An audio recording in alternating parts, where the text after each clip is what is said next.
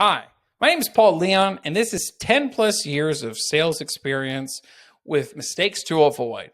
Now, I've been in sales for over 10 plus years. I've trained over 3,000 different professionals in consultative selling skills, and I want you to walk away with these lessons today without all the scars. So, the first one is the myth of unlimited earnings in sales. How often do we hear the phrase, you can make as much money as you want in sales? And that's a great phrase. It sounds really appealing. But the reality is, salespeople just want to know the compensation plan clearly and easily.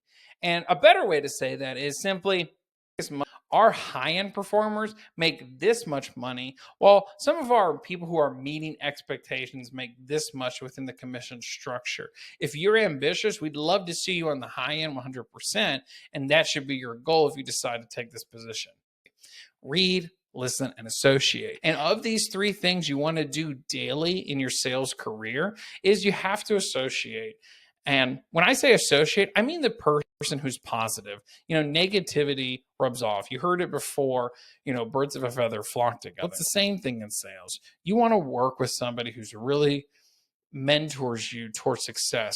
Somebody who's a true partner on your team is somebody who wants to see you grow and be better. Outbound contacting is way easier with structure. Let's get real. Contacting is not fun. But if you have structure in the process, it can be way easier on you.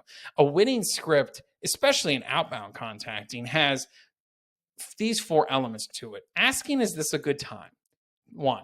2, why are you contacting them? The reason for your call. 3, your value statement, which is the benefits, solutions, and results of what's in it for your target market and what problem it solves. And 4 is the call to action. An example script you can use in an email medium would be, dear person, the reason for my email is we help target market with value statement. Would it be worth X amount of time for a consultation where I can show you how we've helped other companies like yours achieve X result? Thank you, your name, contact information. Now, email does take more time and you usually get a higher rejection rate. So I recommend you tweak this to be more along the lines of how you make a call with those 4 elements. Role playing shaves years off the learning curve. Many salespeople dislike role playing, and there's a lot of reasons for that. It's uncomfortable. And if it's uncomfortable, that might be because it's new to you. So the 3 behaviors you want to look for when you're doing role playing is, number 1 is to listen 80% of the time to the customer. The more they talk, the better they'll understand what's in it for them. And the second habit you want to have is to ask questions. You want to encourage them to talk and respond with questions, because the more they talk, the more commitments they'll gain organically on their own. They don't care about what you say, they care about what they say about your products or services. Number 3, you want to have micro stories or some type of relatable response to keep the customer involved. If I believe in something, is if you were a member of my family, I would recommend this product to you. And notice I didn't say parent. Notice I didn't say if you were my dad, if you were my mom. And here's why I don't say that. Because everyone's version of a family looks different, but we don't know if there was some type of trauma or something that they went through recently. Great salespeople are made, not born. So this is another false idea we have, and it's that salespeople are born to sell. It's total BS. Salespeople are made through the skill of selling and practice, just like any other skill. Now, if we're talking about ambition, that's different. I would rather have a person who has a 7 out of 10 ambition level, and they want to learn, they want to take more leads, they want to learn their skill, versus somebody who's a 10 out of 10 in selling skills but has the ambition level of a 0 out of 10. Data metrics and tracking for success. So metrics are your best friend in sales, and closing rate is just 1% of that. It's really the end result of previous data points that came before it.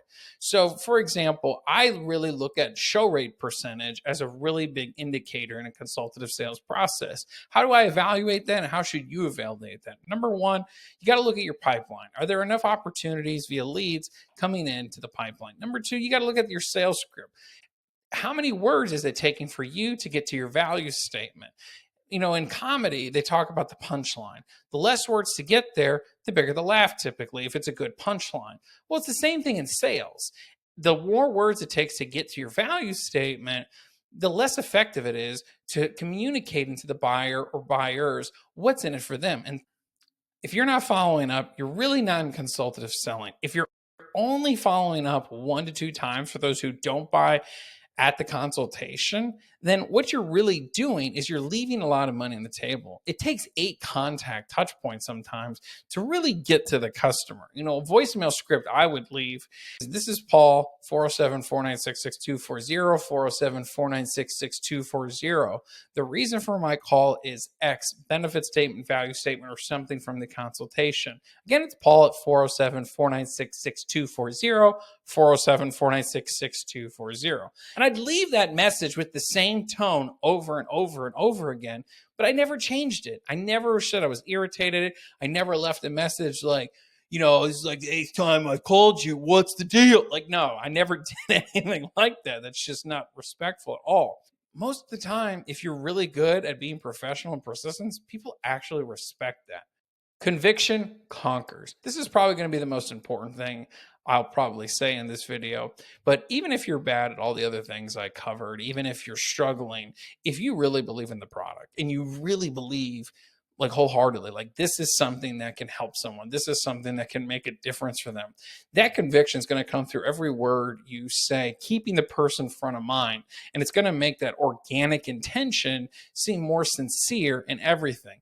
Again, the salesperson who really keeps the customer front mind and person in front of them up here the whole time and in here the whole time while they're selling is typically going to win the sale, even if there's a massive amount of competition. Subscribe to the channel, give us a like on this video, and comment below if it made a difference or if there's other topics that you'd like us to cover here at Persistent Managers, where